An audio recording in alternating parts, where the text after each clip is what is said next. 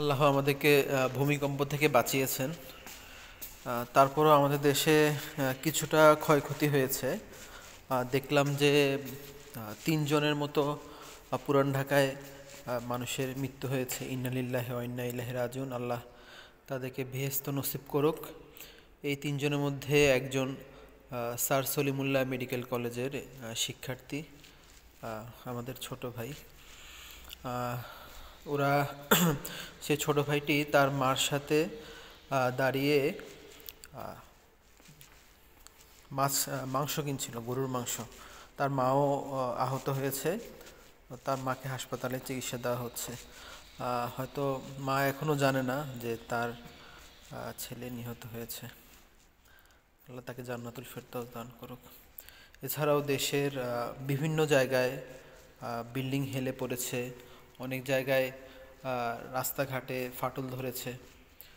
মোট কথা দেশের মানুষ আসলে একটা বড় ধরনের বিপদ থেকে রক্ষা পেল। দেখা গেছে যে এই ভূমিকম্পের উৎপত্তি স্থল ছিল নরসিংদী, তার মানে ঢাকা থেকে কিন্তু বেশি দূরে না। আর মাত্রা ছিল 5.2। আল্লাহ মাফ করেছেন আমাদের। যদি এই মাত্রাটা 6 বা এর বেশি হতো, তাহলে চিন্তা করুন যে কি ধরনের ধ্বংসযজ্ঞ হতে পারত। আর ঢাকার মতো একটা জায়গায় যেখানে এত ঘনবসতি, রাস্তা এত সংকীর্ণ, আমাদের উদ্ধার ব্যবস্থা নেই, আমাদের প্রশিক্ষিত মানুষ নেই, এত জনসংখ্যা, তাহলে কি হতো আমাদের? আল্লাহ আসলে আমাদের বড় ধরনের একটা বিপদ থেকে রক্ষা করেছেন। আজকে কিন্তু শুক্রবার, কিয়ামতে কিন্তু এরকম এক শুক্রবারে হবে ভূমিকম্পের মাধ্যমে। আল্লাহ কিন্তু এটা কুরআনেও বলে দিয়েছেন। তাই আমাদের আসলে সচেতন হওয়া উচিত, খারাপ কাজ থেকে দূরে থাকা উচিত। আল্লাহ আসলে কখন আমাদেরকে বিপদ দেন। আমরা সবাই দোয়া করি আমাদের দেশ সহ বিশ্বের সকল মানুষ যেন বিপদ থেকে রক্ষা পায়।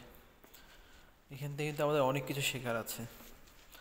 আমরা কিন্তু বিপদ দেখে কিন্তু দেশে সব মানুষ রাস্তায় চলে এসেছি। তাই আমাদের দেশটাকে এমনভাবে গড়ে তোলা উচিত যে বিপদ আপদ হলেও যেন এই বিপদ আপদ থেকে আমরা কিছুটা রক্ষা পেতে পারি।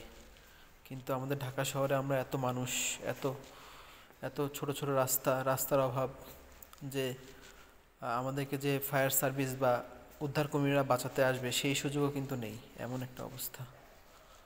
যাক, আল্লাহ মহান, আল্লাহ তুমি আমাদেরকে রক্ষা করেছো, একটা বিপদ থেকে আমাদের দেশকে বাঁচিয়েছো।